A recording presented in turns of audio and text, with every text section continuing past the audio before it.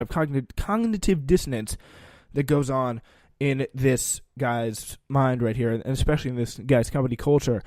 So the lawsuit reads that Musk has continually disregarded all efforts to rein in his material misstatements on social media, says Grant Nisenhoff director Michael Berry in the statement. He's ignored federal court orders, a settlement with the SEC, and even his company's own corporate policies expressly requiring that any of his tweets regarding Tesla be pre-screened. His conduct has not only cost Tesla shareholders dearly, but threatens to expose the company to even greater liability and litigation in the future. So Elon Musk needs to take several steps back, in my opinion. I mean, I guess go into his wealth, calm down a little bit, and maybe focus on running just one company, not like 6. Okay, he's got like the Boring Company, he's got Tesla, he's got SpaceX. One man can't do that all, my guy. You gotta calm that down a little bit. All right, we are going to head on from one business story to another. We're talking about Foursquare, ladies and gentlemen, and Foursquare's founder really wants to know if his new phone tracking feature is creepy or not. Yes! When you walk into a restaurant at South by Southwest this year, Foursquare's new hyper-trending feature will know. Your phone will show up as a blip on a live map that literally anyone in Austin, Texas can access. And Foursquare founder, executive chairman Dennis Crowley just wants to know, do you think it's creepy or no? This freaks people out. We don't build stuff with it. Crowley told TechCrunch, talking past the fact that he's apparently done it, but already done it kind of as a test at South by Southwest here. So Foursquare, if you don't know, again, this is from The Verge. It's based on, it's a local search and discovery mobile app to find places. Find places to eat, find places to go out, and understand how people move through the real world. That's what their company calls them. Because if you didn't know where they were, I actually had to look it up before the show. So that's a little bit of background there. But hyper-trending is anonymous in the sense that no one should be able to pin down and see exactly who's inside at the the restaurant or a bar. It's designed to let other Foursquare users know to see which establishments are popular, but more visually than Foursquare's trending metrics that have been provided in the past. As more people pour in, the circle gets bigger, indicating this place is happening. We got to go check it out, guys. Come on, let's do it. I mean, it could be somewhat useful. It could be a good place to know where to go, but never. I mean, at the expense of my privacy being violated, I don't know. And this is a guy who's come out and said, I think there's going to be a reckoning coming over private data. You bet your ass there's going to be some reckoning coming, and it could be coming at your company.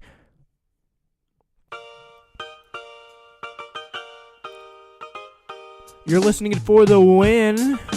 Stick around, everybody. We're talking sports next.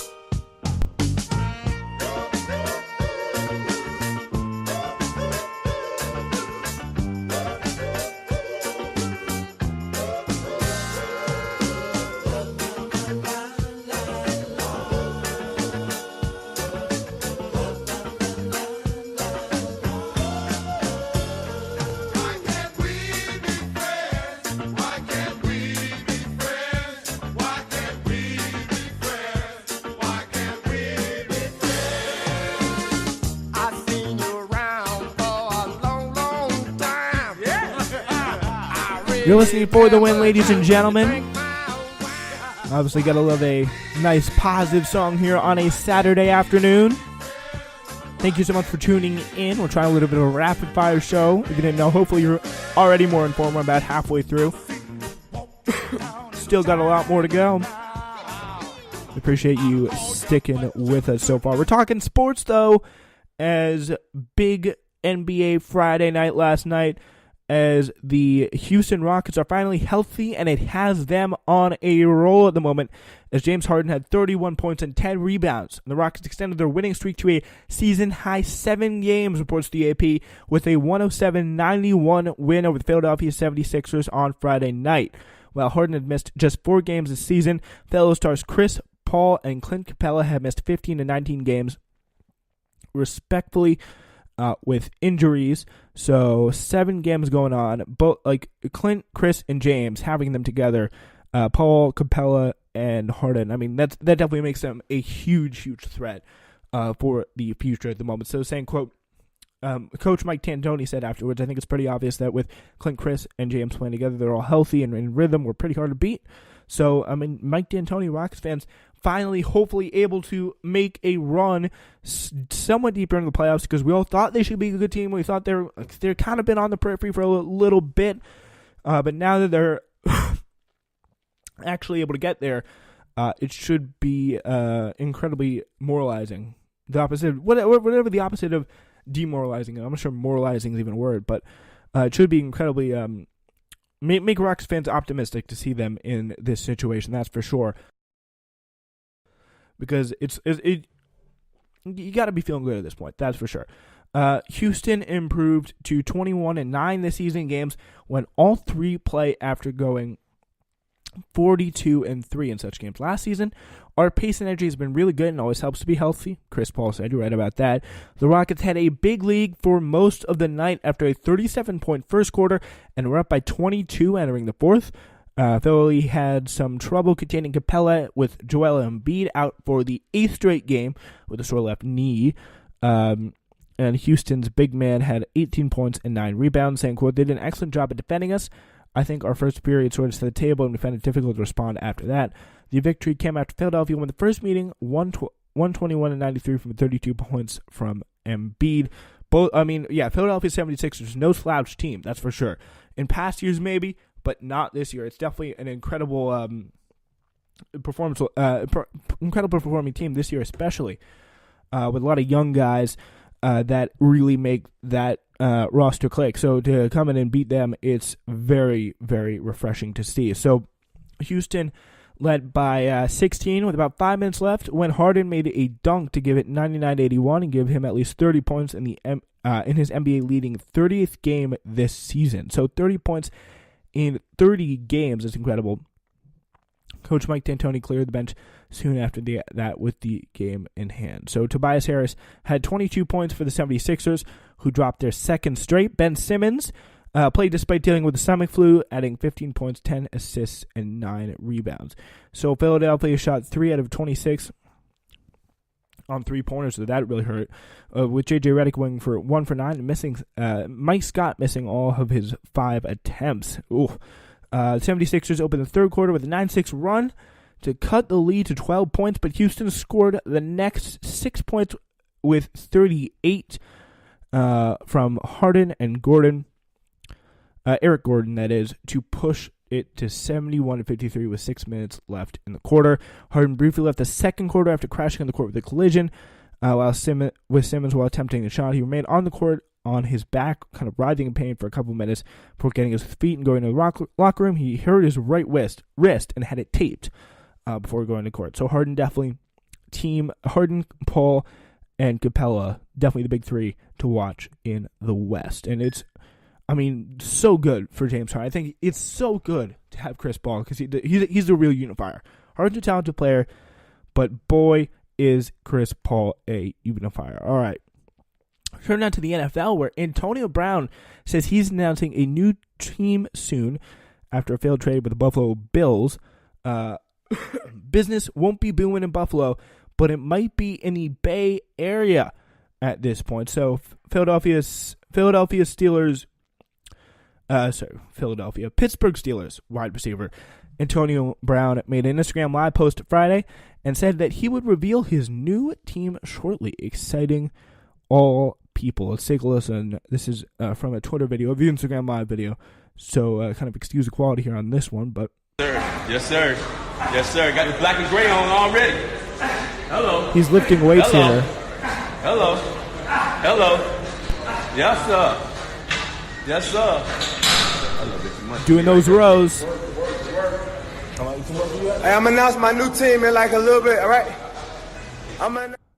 Yeah, so we're already waiting, AB. So whenever you want to know, it looked like he was killing those bent over rows there. He was on the bar. He was pushing. It looked like he got a ton of weight on that bar. But yeah, Interesting, though. I don't know if you heard it, but a voice off camera noted that Brown was wearing that black and gray already. I was not confirmed that Brown would be heading to the Oakland Raiders in that video, but black and gray. Draw your own conclusion. So, let's take a listen to that, because I missed that. It's interesting. Sir, got the black and gray on already. Yeah, black and gray on already. So, yeah, that seems to very much hint at something, to say the least. So, Brown and the Raiders have been heavily linked in recent days, as noted by Tom Pelissero of the NFL Network and others. Field Yates of ESPN provided a transcript of Brown's comments. It's pretty interesting. Hey, I'm about to announce my new team in like a little bit, all right?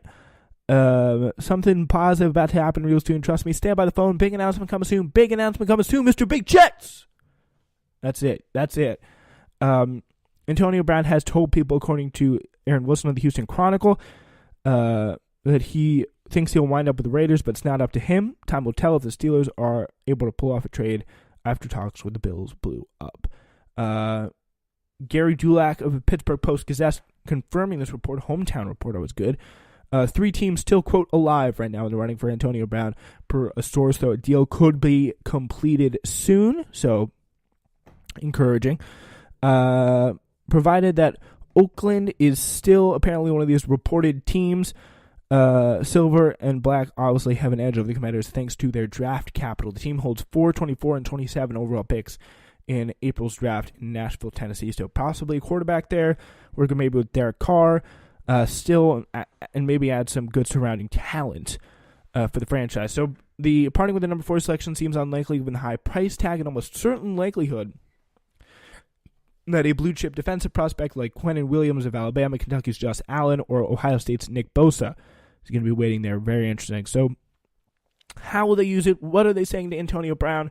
He probably wants to know, and I'm sure we will find out soon enough. That's going to be a story very much that we should be keeping our eyes on. But here's what the Steelers want. They want a high price tag, according to Ian Rappaport. They would like a first-round pick, yes. And that's one thing to me that I've heard really throughout this process is that the Steelers they've been patient, they've been diligent. They came into this hoping to get a first-round pick, and my understanding is that is still what they want for Antonio Brown and the Raiders. Maybe this explains why the Raiders have been consistently in it. They're the one team that has more than 2 first-round picks. Packers also have 2. The Raiders have a lot. He's right about that. That's Ian Rappaport at Rap Sheet on Twitter on the NFL Network. All right, we're going to turn now to Sports Illustrated. And the LSU recruiting still is what they're talking about there. But we're talking about more NCAA news right now, where a federal judge ruled Friday that the NCAA cannot limit compensation or benefits for student athletes that are related to education. It's a big opportunity for loopholes right there. So, U.S. District Judge Claudia Wilkins ruling stated that the NCAA is permanently restrained and enjoined from agreeing to fix or limit compensation or benefits related to education from Confluence schools or schools for any athletes playing Division I men or women's basketball or bowl subdivision football. Wilkin is the same judge who ruled in Ed O'Bannon's antitrust lawsuit in 2016, which found that NCAA limits on what college football and men's basketball players can receive from playing their respective sports as unreasonably restrained trade. So, yeah, she's definitely very pro-player in the NCAA players struggle kind of for some compensation, some ability to make money for themselves if they can. Wilkins' ruling Friday night said that the athletes may receive scholarships to complete undergraduate or graduate degrees at any school, among other benefits, in exchange for their athletic services, but her ruling also prevents athletes from receiving unlimited benefits. So that is the kind of the drawback there. It's definitely a huge landmark case because it sets the precedent for possible further benefits for athletes ruled by other judges. But it is, obviously, it allows them to actually make some money, get some benefits here. Grad school possibility, according to this ruling. So all very interesting stuff. So essentially the NCAA may limit compensation and benefits unrelated to education. The ruling still generally prohibits the NCAA from limited education-related benefits. The association also may limit academic or graduation awards of incentives provided in cash or cash equivalent. So, yeah, I don't know about cash, but